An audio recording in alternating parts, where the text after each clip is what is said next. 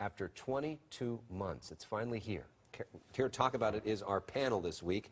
Caroline Heldman, professor of politics at Occidental College, specializing in the presidency, media, gender, and race. She's the author of the book, Rethinking Madam President. Are we ready for a woman in the White House? John Thomas is the founder of Thomas Partners Strategy, described as a full-service Republican media strategy and crisis communications firm. He is the host of the Thomas Guide Show on KFI AM 640 and is also the station's official political analyst. Welcome to you both. Good to have you Great to be here. On a night of huge breaking news, this report that everybody's been waiting for. What are you looking for now?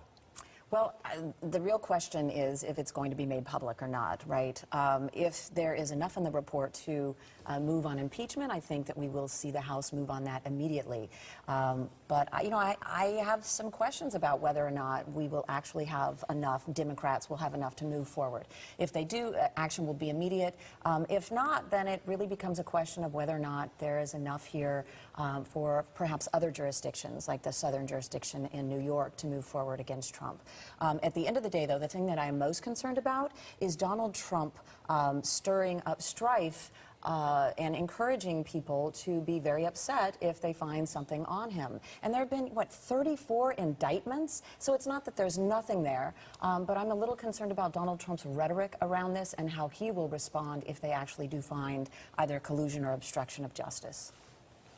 We don't know what they're going to find yet. I think Democrats are bracing for the worst, which is there is no there there, and you can see that in their rhetoric. They've already moved to an obstruction probe, and Adam Schiff was very smart. They want to keep this thing going. I think the challenge they've got is that public opinion right now on the process of impeachment is souring and souring, and if this report, we don't know what's in it, but if this report is not a bombshell, does not have some kind of secret handshake or secret phone call with President Trump to rig this election with Vladimir Putin, look, I think it gives credence to Trump's argument that this might have been a Democratic witch hunt in the first place. 34 indictments, come now. I mean, it's obviously not nothing. Process crimes. Is it on collusion from top? No, it's not. So I think the issue here is that I actually think this report, we'll see again what's in it.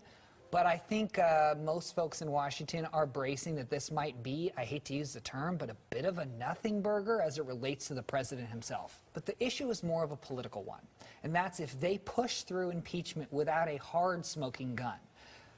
Does public opinion turn against the Democrats much in the way impeachment turned against the Republicans with Bill Clinton? You work with Mitch McConnell. You work with Republicans in the Senate in a business way. Is there anything that the president could do that would lead them to try to vote to get him out of office? I mean, you would need literally a smoking gun, a video, something concrete. And I just don't see that coming to light at this point. Well, so John, as we stand today, we'll see what the report says. I don't want to prejudge it. He has engaged in a lot of obstruction of justice, I would argue, on Twitter, trying to silence people, meeting with people before they meet with Mueller, right? So it is pretty obvious that Donald Trump has been maneuvering in many ways, in many unethical ways, to try to silence people who are involved in the Mueller probe. Via tweet? I mean... Yes, via tweet. Okay. It's a public forum. It's actually going into the presidential record. That is a presidential statement, yes, via tweet. I don't want to prejudge the report, but I just can see how antsy Democrats are that I don't think there's going to be enough there for them to move forward. And if they do, they might sacrifice their 2020 reelect chances. All right, we're going to have to leave it there.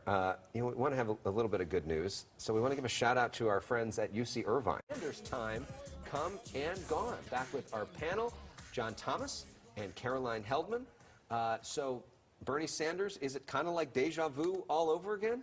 He has to be here because California moved up the state primary, so we now play a much bigger role. I think that it's smart for him to do this, but he has an uphill battle. Yeah, and now, last time around, he was basically the only alternative to Hillary Clinton. Now there's so many other choices. Yeah, he's such an interesting candidate because had you asked me this question 6 months ago, I would have said you can only run as an insurgent once, and his time's up. But since he's launched, I got to tell you, I've changed my tune. He is the OG. He is the purist on the issue. And if you're looking for a purity test of a democratic socialist, he's your man. And the amount of money that he's putting together with small dollars tells me that he's going to run a viable campaign. The fact that he's in top 2, the math is viable. If he wins Iowa, which he might, He will cruise through New Hampshire because they love him. And it's possible that he catches Big Mo and just is lit on fire. I don't see it, John. I think he's going to get to more diverse states, and he does not play well with people of color, voters of color, and he actually has lower support amongst women. So my thought is that he might do well in those early states, which propelled him in the last Democratic primary, but he's going to fall flat, as he did in more diverse states like California. Well, and another potential huge candidate is Joe Biden. But now there was reports leaking out that he's considering naming Stacey Abrams, who tried to be the governor of Georgia, as his running mate now. Yeah. What do you make of that sort of Hail Mary pass? He's trying to compensate for a few weaknesses he knows up front in a Democratic primary. Primarily, he's an old white man, okay? So he needs to offset that. He also needs to offset the #1 attack that's going to be on day one, which is the positions he took on criminal justice reform and in Supreme Court confirmation hearings. So if he comes out and basically uses an African-American woman as a shield and says, look who I'm going to put on part of my ticket, that's going to rebut it. I think the challenge is, I'm curious to hear your opinion, is that enough? She's not at the top of the ticket. And would that be enough to convince the Democratic electorate? I don't know. And there is an African-American woman running to be on the top of the ticket, There Kamala is, Harris. Kamala Harris. So I think the Democrats have two paths in front of them. They either choose a white male for the top of the ticket, because we do know that there is a penalty for being a woman running for this office. It is undeniable. We've had this data now for 2 decades, and we certainly saw that in the 2016 election. So, in a Democratic primary? I'm talking about in the general election, so choosing the most viable candidate. So you either go with a white man, and at this point in time, you have to go with a person of color, ideally a woman of color, as #2 on your ticket, or you energize the party and you do put a woman or a person of color as the #1. I think this is an incredibly smart move for Joe Biden. Stacey Abrams is somebody who is a rising star in the party, and her rebuttal after the State of the Union was very well received. I think it's a brilliant stroke. Thank you both for sharing your views. Passionate views on a very big news night. Up next, my one-on-one interview with retired 4-star General David Petraeus. He weighs in on Israel, Syria, North Korea, and more. Stay with us.